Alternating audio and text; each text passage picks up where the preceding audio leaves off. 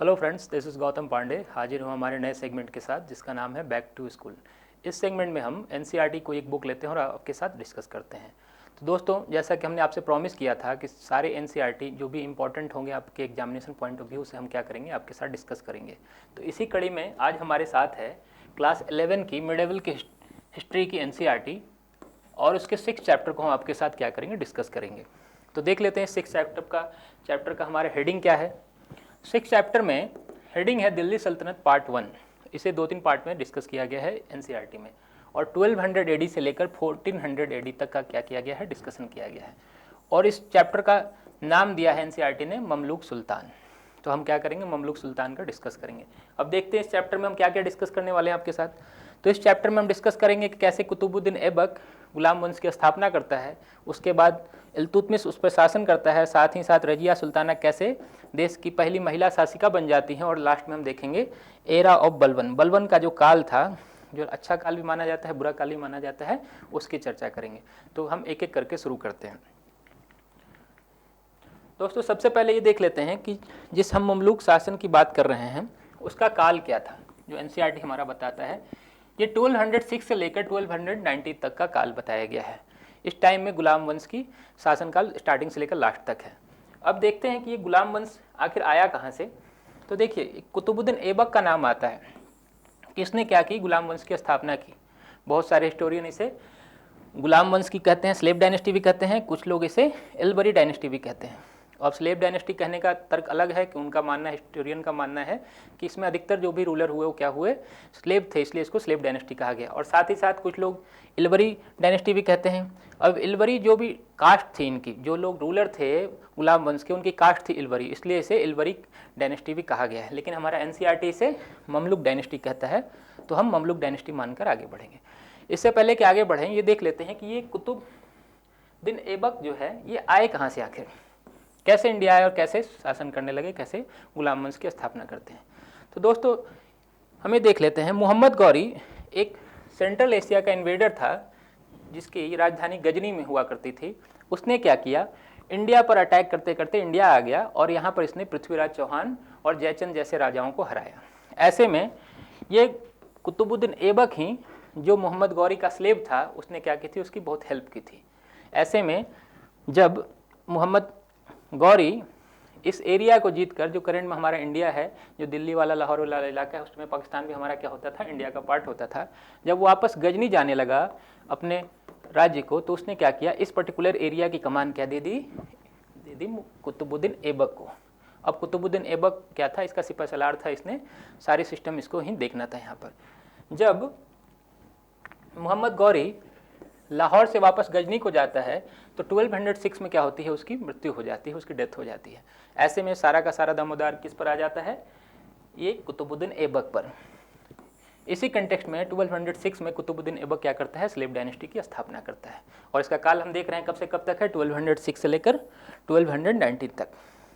तो 3-4 बातें स्पष्ट हो गई यहाँ पे। कुतुबुद्दीन कहाँ से आया, कुतुबुद्दीन ने कैसे गुलाम वंश की स्थापना की, इसका टाइम कितना से कहाँ तक है, 1206 से लेकर 1290 तक। इस बीच में कौन कौन से राजा हुए, कौन कौन से रूलर हुए, हम एक एक करके उन्हें डिस्कस करेंगे। तो हम आगे बढ़ते हैं।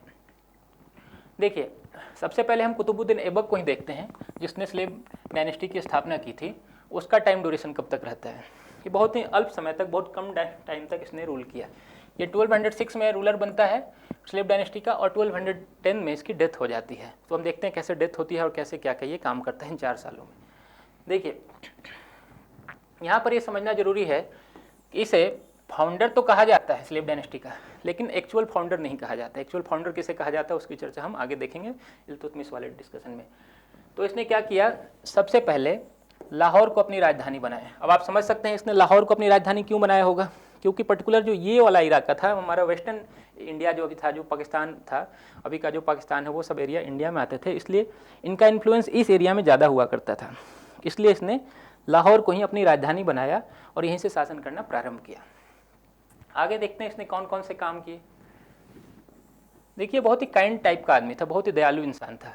कोई भी इसे दान मांगने आता था तो ये उसे दान देने के लिए हमेशा हाजिर रहता था। इसलिए इसे दान देने की प्रवृत्ति के कारण इसे क्या कहा गया, लाख बख्श नाम की उपाधि दी गई, और कुछ लोगों ने इसे पीर बख्श भी कहा। पीर बख्श हाथियों वगैरह दान देता था इसलिए पीर बख्श कहा गया, और रुपए वगैरह ज़्यादा ध्यान देता था जो भी उस समय की जो मुद्रा हुआ करती थी, इसलिए इसे लाख बख्श कहलाया। साथ ही इसे कुरान खान के नाम से भी जाना जाता है। कुरान खान इसलिए कहा गया क्योंकि इसने कुरान को पढ़ा था और उससे अच्छे से उसकी ज्ञाता हो गया था। आगे देखते हैं इसने 4 सालों के शासनकाल में क्या क्या काम किया। एक कुबुतुल इस्लाम मस्जिद है, इसकी स्थापना इंडिया में इसने की थी। यह देश का संभवतः पहला मॉस्क है, मस्जिद है जिसकी स्थापना कुतुबुद्दीन ऐबक ने दिल्ली में की थी, जिसकी अवशेष आप वर्तमान में जो हमारे दिल्ली में कुतुब कॉम्प्लेक्स है वहाँ पर आप जाकर देख सकते हैं, जहाँ कुतुब मीनार है, अभी भी उसके कुछ अवशेष बचे हैं, रुइंस बचे हुए हैं। तो ऐसे में अगर आपसे प्रश्न पूछा जाए कि देश का पहला मॉस्क कौन है, ऑफिशियली जो माना गया है अभी तक, वो कुतुबुल इस्लाम होगा, और इसकी स्थापना हम कौन देखते हैं, कुतुबुद्दीन ऐबक करता है। साथ ही साथ इसने अजमेर में एक 2.5 दिन का झोपड़ा बनाया गया। अब ये सोचिए कि 2.5 दिन का झोपड़ा क्या है। तो देखिए, एक 2.5 दिनों में एक मॉस्क बनकर, मस्जिद बनकर तैयार हो गया था। तो आप सोचेंगे 2.5 दिन में एक मस्जिद कैसे बनकर तैयार हो सकता है। तो देखिए इसकी थोड़ी कहानी समझ लेते हैं। अजमेर में एक संस्कृत स्कूल हुआ करता था, किसी राजा ने वहाँ पर बनाया था, चौहान वंश के किसी शासक ने। उसको इसने क्या किया, कुतुबुद्दीन ऐबक ने सिर्फ 2.5 दिनों में स्कूल से बदलकर मॉस्क में कन्वर्ट करवा दिया। तो उसको पूरा कन्वर्ट करने में सिर्फ 2.5 दिन लगा, इसलिए इसका नाम 2.5 दिन का झोपड़ा कहा जाता है। आप अजमेर में जाकर इसे अभी भी देख सकते हैं, अभी भी उपलब्ध है। साथ ही साथ हम देखते हैं इसने क्या क्या आगे काम क्या क्या किए। इसने एक कुतुब मीनार की नींव रखी, जो कुतुब मीनार वर्तमान में दिल्ली में अवेलेबल है, जिसे आप देख सकते हैं कि कुतुब मीनार की नींव किसने रखी। अक्सर प्रश्न भी आता है, 2 प्रश्न आते हैं कि कुतुब मीनार किसने बनाया और नींव किसने रखी। तो बनाया तो इल्तुतमिश के शासनकाल में बना है, लेकिन नींव देखी जाए स्टार्टिंग किसने की, तो कुतुबुद्दीन ऐबक ने की। एक प्रश्न यहाँ से और निकल कर आते हैं, क्वेश्चन अक्सर पूछा जाता है कि क्या कुतुब मीनार का नाम कुतुबुद्दीन ऐबक ने अपने नाम पर रखा था। तो ऐसा बिल्कुल नहीं था। देखिए, एक सूफी संत थे ख्वाजा कुतुबुद्दीन बख्तियार काकी, उनसे क्या था, कुतुबुद्दीन ऐबक बहुत ज़्यादा इन्फ्लुएंस था, उन्हें बहुत अच्छा मानता था। उन्हीं की याद में, उन्हीं के नाम पर इसने क्या किया था, कुतुब मीनार बनाने की स्टार्टिंग की थी, जो उसके शासनकाल में संभवतः नहीं बन पाया पूरा। लेकिन हम देखते हैं और क्या क्या किया। देखिए, अनफॉर्चुनेटली 1210 में इसकी क्या होती है, पोलो खेलते टाइम चौगान जो कहा जाता था, वर्तमान में जो हम हॉर्स पोलो देखते हैं वही उस समय चौगान कहा जाता था। चौगान खेलते वक्त क्या होती है, अनफॉर्चुनेटली इसकी मृत्यु हो जाती है। अब जब 1210 में 1210 में कुतुबुद्दीन ऐबक का मर जाता है, देहांत हो जाता है, ऐसे में उस समय ये डिसाइड नहीं हो पाया था कि इसका उत्तराधिकारी कौन होगा। तो उत्तराधिकार के लिए एक संभवतः छोटा मोटा युद्ध हुआ, उसकी हम चर्चा करते हैं। देखिए, जैसे ही कुतुबुद्दीन ऐबक मरता है 1210 में, 1210 में, तो इसका एक सन था आराम सा, वो क्या करता है, लाहौर में जाकर गद्दी पर बैठ जाता है। क्यों? क्योंकि लाहौर उस समय इसकी राजधानी हुआ करती थी और इसका इन्फ्लुएंस इस एरिया में ज़्यादा था, इसलिए लाहौर के जाकर गद्दी पर बैठ जाता है इसका सन, जिसका नाम था आराम सा। ये भी कभी कभी एग्जाम में पूछ लिया जाता है कि कुतुबुद्दीन ऐबक के बेटे का नाम क्या था, तो उसका नाम था आराम सा। लेकिन ये ज़्यादा समय तक शासन नहीं कर पाता है। कहा जाता है, इतिहासकारों का मानना है कि ये 1 साल तक भी शासन नहीं कर पाया था। अब क्यों नहीं कर पाया था, उसे हम देखते हैं। देखिए, इसके बाद कुतुबुद्दीन ऐबक के बाद टाइम शुरू होता है दिल्ली सल्तनत में, गुलाम वंश में, शमसुद्दीन इल्तुतमिश का। इसका पूरा नाम शमसुद्दीन इल्तुतमिश है। कभी कभी फुल एग्जाम में पूछ भी लिया जाता है कि इल्तुतमिश का पूरा नाम क्या है, तो आप याद रखेंगे शमसुद्दीन इल्तुतमिश। सिर्फ हम इल्तुतमिश करके चर्चा करते हैं। इसने क्या किया था, 1210 में ही जो आराम शाह था, कुतुबुद्दीन ऐबक का बेटा, उसको क्या किया, उसने हराकर उस पर शासन करना प्रारंभ किया और इसने अपनी राजधानी बनाई दिल्ली में। क्यों दिल्ली में बनाई होगी, ये आप समझ सकते हैं। क्योंकि जो पर्टिकुलर ये वाला इलाका था, वेस्टर्न वाला, जहाँ लाहौर वाला वर्तमान में जो है, वहाँ इन्फ्लुएंस उस समय भी तक क्या था, कुतुबुद्दीन ऐबक था और उसके सन के लोगों में इन्फ्लुएंस था। तो उसके सन को लोग शायद ज़्यादा पसंद करते थे, इसलिए इसने क्या किया, अपनी राजधानी ट्रांसफ़र कर दिल्ली लेता आया और यहाँ से शासन करना प्रारंभ किया। अब इल्तुतमिश ने क्या क्या काम किए, कौन कौन से अच्छे काम किए, बुरे काम किए, उसके हम क्या करते हैं, डिस्कशन करते हैं, देखते हैं। देखिए, इसे real founder of slave dynasty कहा जाता है। हमने पिछले कहा था कुतुबुद्दीन ऐबक के टाइम में क्यों इसे रियल फाउंडर नहीं कहा जाता है। क्यों रियल फाउंडर कहा जाता है, क्योंकि कुतुबुद्दीन ऐबक तो सिर्फ 4 ईयर ही शासन कर पाया, लेकिन इल्तुतमिश 26 सालों तक, 26 ईयर तक क्या करता है, शासन करता है, रूल करता है स्लेव डायनेस्टी में, जो संभवतः उस काल का सबसे, जो भी दिल्ली सल्तनत का जो गुलाम वंश के जितने भी शासक हुए थे, उनमें सबसे ज़्यादा समय तक रूल करने वाला कौन था, हमारा इल्तुतमिश था। तो ये भी कभी क्वेश्चन बन सकता है कि दिल्ली डायनेस्टी में गुलाम वंश में सबसे ज़्यादा समय तक किसने शासन किया, लॉन्ग टर्म ड्यूरेशन तक किसका रूल था, तो हम देखेंगे क्या है, इल्तुतमिश का शासन था। आगे हम देखते हैं कि इसने क्या क्या काम किए। 26 साल थे तो बहुत अच्छा खासा काम, ऐसी शासन तो किया नहीं होगा इसने 26 साल तक, बहुत सारे अच्छे काम भी किए होंगे, लोगों को इन्फ्लुएंस करके भी रखा होगा, तभी 26 साल तक शासन कर पाना संभव हो पाया होगा। तो देखिए इसने एक एकता व्यवस्था चलाई थी। अक्सर एक क्वेश्चन आता है कि एकता सिस्टम किसने प्रेजेंट किया था, तो ये हम क्या करेंगे, इल्तुतमिश ने किया था। एकता व्यवस्था कौन प्रेजेंट करता है, तो इल्तुतमिश। तो एकता सिस्टम को हम थोड़ा सा समझ लेते हैं कि एकता सिस्टम क्या है। देखिए उस समय तक उतने कैश पैसे नहीं होते थे, जो भी मुद्रा थी वो सैनी होती थी।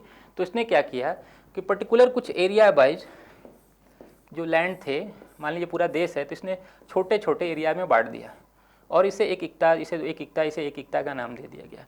और जो भी इसके अमीर वर्ग, जो भी इसके शासक थे, जो भी इसके अंडर में काम करते थे, उन्हें क्या करता था, डायरेक्ट कैश में पेमेंट नहीं करता था, इस पर्टिकुलर एरिया का राजा मान लीजिए घोषित कर दिया पर्टिकुलर, जैसे करंट में आप जैसे डीएम देखते हैं, डिस्ट्रिक्ट कलेक्टर देखते हैं, वैसे ही क्या करता था, पर्टिकुलर किसी एरिया का कलेक्टर घोषित कर देता था। और इसके दो काम यहाँ पर देता था। एक तो यहाँ के जितने भी रेवेन्यू है उसका कलेक्शन करना, खुद कलेक्ट कीजिए, कुछ रखिए अपने हिसाब, और उसके कुछ हिस्से को क्या कीजिए, राजा के पास पहुँचा दीजिए। और दूसरा जो यहाँ का एडमिनिस्ट्रेशन होगा इस एरिया का, वो भी आपको ही देखना होगा। तो ऐसे में छोटे छोटे लोगों को क्या किया इसने, एकता प्रदान की, जिसे इक्तदारी व्यवस्था भी कहा जाता है। इक्तदार, जो लोग एकता पाते थे उन्हें इक्तदार कहा जाता था। ऐसे करके इसने हर एक उन लोगों को अपने फेवर में कर लिया जो कभी ना कभी उसके क्या थे, विरोधी थे। देखिए विरोध बहुत स्वर ऊंचे हो रहे थे उसके समय में, क्यों, क्योंकि 26 साल शासन करना इतनी आसान बात है नहीं। इसने क्या किया, उस समय के जितने भी मजबूत लीडर थे, जो सरदार थे उस समय उसके, उनको इसने 40 लोगों का एक ग्रुप बनाया, जिसे तुर्काने चहलगानी भी कहा जाता है। अक्सर एग्जाम में पूछा जाता है कि ये तुर्काने चहलगानी की स्थापना किसने की थी, तो आप याद रखेंगे तुर्काने चहलगानी की स्थापना इल्तुतमिश ने की थी। तो इससे समझ लेते हैं तुर्काने चहलगानी क्या है। देखिए तुर्काने चहलगानी 40 लोगों का एक ग्रुप था, जिसका जो लोग इल्तुतमिश के शासनकाल में काम कर रहे थे, उसके अंडर में काम कर रहे थे। इन लोगों को क्या करता था, ये मिलिट्री इनके पास होती थी, अपनी सेना होती थी। ये लोग क्या करते थे, इल्तुतमिश को प्रोटेक्ट करते थे उन लोगों से जो भी उसके खिलाफ विद्रोह करने की कोशिश करते थे। इसलिए इसने एक ग्रुप बनाया तुर्काने चहलगानी, और इसमें 40 सरदार थे। इन्हीं के सपोर्ट से क्या हुआ, ये लॉन्ग टर्म तक, ये 26 ईयर जो शासन कर पाता है, इन्हीं के सपोर्ट से हो पाता है, अन्यथा शायद ना हो पाता इतना लंबे तक शासन। तो एक दूसरा पॉइंट निकल कर आता है कि तुर्काने चहलगानी किसने स्थापना की, तो हम देख लेते हैं इल्तुतमिश। और एकता भी हमने देख लिया, तो इसमें एक और इसने अच्छा काम किया, उस समय के एक अरबी क्वाइंस जारी किए इसने, शुद्ध अरबी सिक्के कहा जाता है हिंदी में, उसने इसे जारी किया, जो अक्सर एग्जाम में पूछा भी जाता है। देखिए अक्सर आपने एग्जाम में देखा होगा, एक टंका आता है, एक जीतल आता है। इसने 2 क्वाइंस इंट्रोड्यूस किए थे, सामने प्रस्तुत किए थे। तो ये टंका क्या था और ये जीतल क्या था। टंका जो था हमारा सिल्वर क्वाइन था, और जो जीतल था ये कॉपर क्वाइन था, तांबे का सिक्का था। अक्सर एग्जाम में पीसीएस में, यूपीएससी में, एसएससी में हर जगह पूछा जाता है कि टंका किस चीज़ का बना था, तो सिल्वर का, और जीतल किस चीज़ का बना था, तो ये बना था हमारा तांबे का। यहाँ से ये एक पॉइंट निकल कर आता है जो हमारे एग्जाम के लिए इंपॉर्टेंट हो जाता है। आगे बढ़ते हैं। देखिए जो कुतुबुद्दीन ऐबक ने कुतुब मीनार बनाने की जो स्टार्ट किया था, उसको ये कंप्लीट करता है कौन, इल्तुतमिश। इसी के शासनकाल में हम क्या देखते हैं, कुतुब मीनार कंप्लीट हो जाता है। और आगे कौन कौन से इंपॉर्टेंट पॉइंट है इसके लिए देखते हैं। देखिए जो टॉम सिस्टम है, जो गुंबद प्रथा है, जो टॉम बनाने वाली प्रथा है, कहा जाता है किसी के टाइम से पूरे इंडिया में फेमस हुई, इसलिए इसे इंडियन टॉम का क्या कहता है, फादर भी कहा जाता है। एक पॉइंट यहाँ से और निकल कर आता है कि इसी के टाइम ड्यूरेशन में, इसी के शासनकाल में क्या होता है, जो चंगेज खां था, जो मंगोलाइट जो इन्वेडर थे, वो इंडिया में आने की कोशिश करते हैं, लेकिन इंडिया में नहीं आते हैं किसी अदर कारण से, क्या वापस चले जाते हैं। लेकिन इतना याद रखेंगे कि मंगोलों का जो आक्रमण होता है पहली बार, क्या देखते हैं हम, इल्तुतमिश के ही शासनकाल में होता है।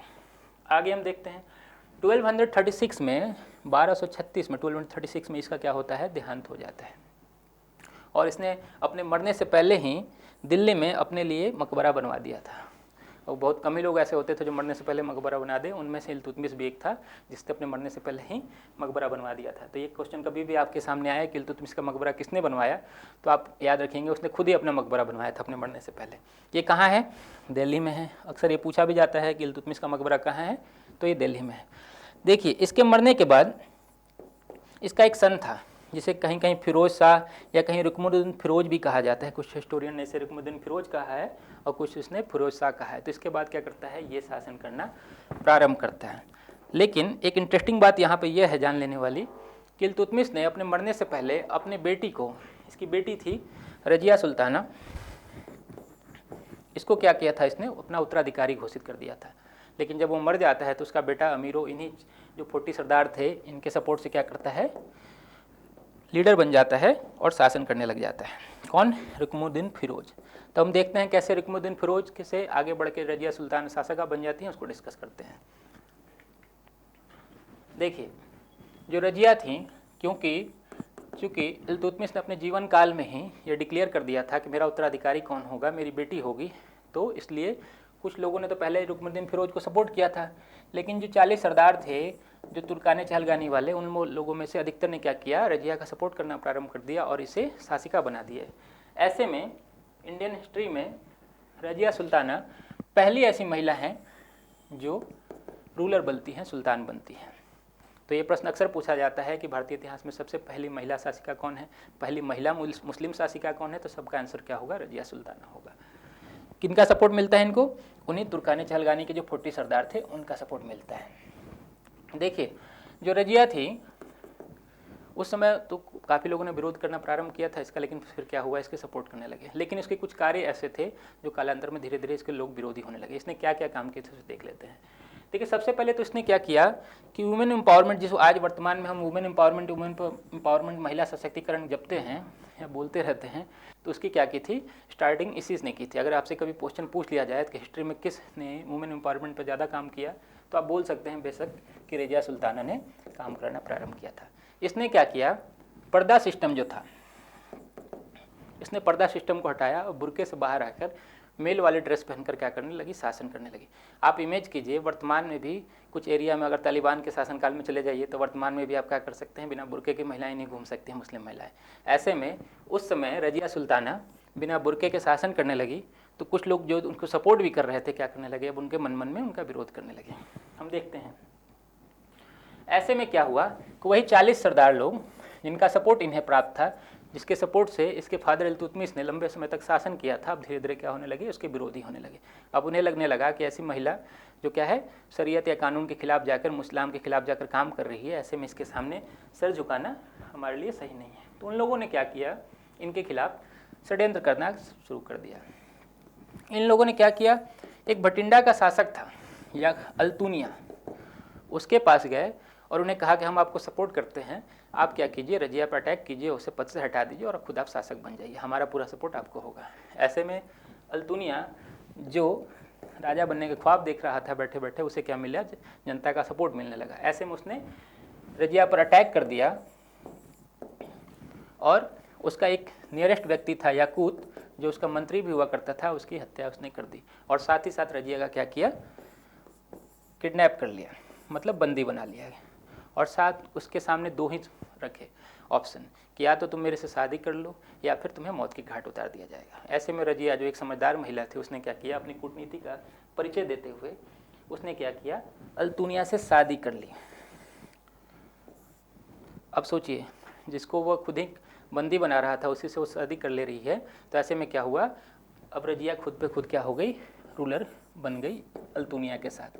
ये सब जब प्रोसेस चल रहा था, अल्तुनिया रजिया पर अटैक कर रहे हैं, फिर उन्हें कब्जा कर रहे हैं, फिर उनसे शादी कर रहे हैं भटिंडा में जाकर, इस बीच का समय का जो भी फायदा था, लाभ था, उठाया किसने, इसके भाई बहरम शाह ने।